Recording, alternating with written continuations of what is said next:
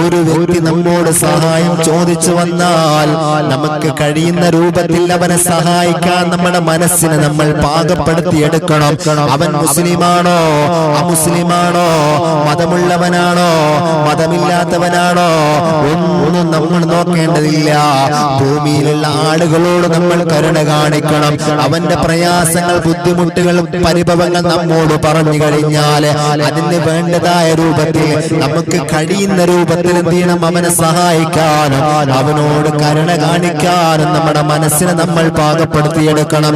ഹബീബായ മുഹമ്മദുർ റസൂലുള്ളാഹി സ്വല്ലല്ലാഹു അലൈഹി വസല്ലമ തങ്ങളുടെ ഹദീസ് എന്താണ്? എല്ലാവർക്കും മനസ്സിലാകുന്ന ഹദീസല്ലേ? അർറാഹിമൂന യർഹമുർ റഹ്മാൻ. കരുണ കാണിക്കുന്നവരോട് അല്ലാഹു കരുണ കാണിക്കും. ഞാനൊരു വ്യക്തിയോട്, ഒരു വ്യക്തിയുടെ പ്രയാസം കണ്ടുകൊണ്ട് അവനോട് കരുണ കാണിച്ചാൽ അല്ലാഹു എനിക്കും കരുണ കാണിക്കുന്നതാണ്. എനിക്ക് എന്തെങ്കിലും പ്രയാസം വരുന്ന സമയത്ത്, എനിക്ക് ബുദ്ധിമുട്ടുകൾ വരുന്ന സമയത്ത് അല്ലാഹു എന്നോട് കരുണ കാണിക്കുന്നതാണ്. ഇർഹമൂ മൻ ഫിൽ അർള്, ഭൂമിയിലുള്ളവരോട് നിങ്ങൾ കരുണ കാണിക്കുക. അല്ലാഹുവിന്റെ ഹബീബ് സ്വല്ലല്ലാഹു അലൈഹി വസല്ലമ തങ്ങൾ പറഞ്ഞു തരികയാണ്, കരുണ കാണിക്കുന്നവരോട് അല്ലാഹു കരുണ കാണിക്കും. അതുകൊണ്ട് ഭൂമിയിലുള്ളവരോട് കരുണ കാണിക്കുക. എന്നാൽ യർഹമുകും മൻ ഫിൽ സമാ, യർഹമുകും മൻ ഫിസ് സമാ, എന്നാൽ ആകാശത്തുള്ളവൻ നിങ്ങളോട് കരുണ കാണിക്കും.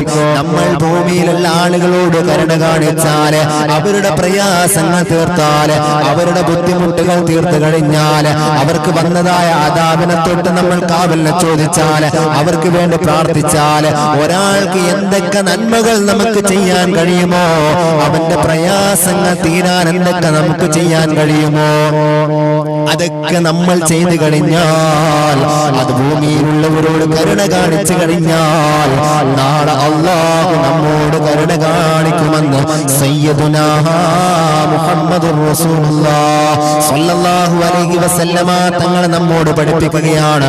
അതുകൊണ്ട് എന്റെ പ്രിയമുള്ള മുഅ്മിനീങ്ങളോട് ഓർമ്മപ്പെടുത്താനുള്ളത്, ഒരു പ്രയാസം കണ്ടു കഴിഞ്ഞാൽ, ഒരു ബുദ്ധിമുട്ടുകൾ കണ്ടു കഴിഞ്ഞാൽ, ഒരു വ്യക്തിയിലുള്ള പ്രയാസം കണ്ടാൽ, ഒരു രോഗം കണ്ടാൽ, നമുക്ക് എന്തൊക്കെ രൂപത്തിൽ അവനെ സഹായിക്കാൻ കഴിയുമോ, ഏതൊക്കെ രൂപത്തിൽ അവനെ നോക്കാൻ കഴിയുമോ, എന്താണ് അവന്റെ പ്രയാസങ്ങൾ, എന്താണ് അവന്റെ ബുദ്ധിമുട്ടുകൾ, അവനിക്ക് എന്താണ് വേണ്ടത് എന്ന് നമ്മൾ മനസ്സിലാക്കിയിട്ട് അവനിക്ക് വേണ്ടതായ